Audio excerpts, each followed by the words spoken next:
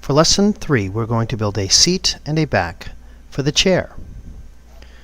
Looking at the workspace in the isometric view, we're going to go to the ribbon and click on the extrude icon, or on the bottom command line type in extrude, and we're going to select that rectangle that we made, that we moved up to the top of the legs. And we're going to select that rectangle and press enter, and you will notice that it is extruding, but we want this to go 1 inch, so with your mouse above the chair type in 1 and press enter, and then go ahead and inspect what we've created. You can use the orbit command from the ribbon above and look underneath it. It's important that the seat goes up as opposed to down, so you shouldn't see the legs coming through the seat. And then we're going to go ahead from the ribbon and go to the front view.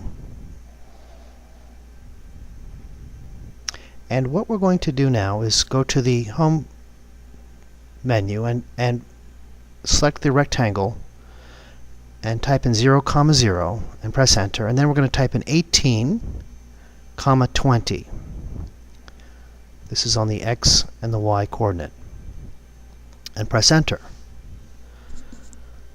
And it may be easier to see this in the 2D wireframe, so go to the view and change it from conceptual to 2D wireframe.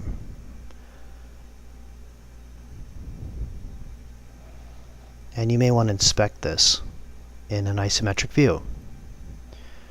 So it may not make a lot of sense right now, but we're going to convert that rectangle similarly as we did with the seat. So let's go ahead from the front view, and we can either select the icon or type extrude, E-X-T-R-U-D-E, and press enter, and then we'll go ahead and click onto the rectangle with our mouse and then press enter. Now it defaults to 1 because that's what we did before. You can go ahead and press enter or type in 1, and then we'll go ahead and in 3 dimensions we'll go ahead and go to an isometric view and visualize what we've done. Now the problem is that this is in the front and we want this to be on the back. So it should appear that the back is coming through the front of the chair.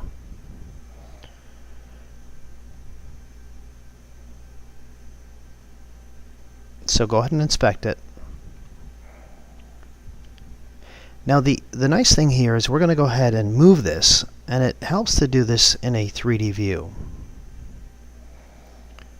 So from the Modify menu, you can select the Move icon, or just go ahead and type in Move, and then select that rear object that we just made, and then press Enter. And one of the great things here is you will be able to move this if you select the corner, and you can snap it right on to the rear of the seat. You move it over there,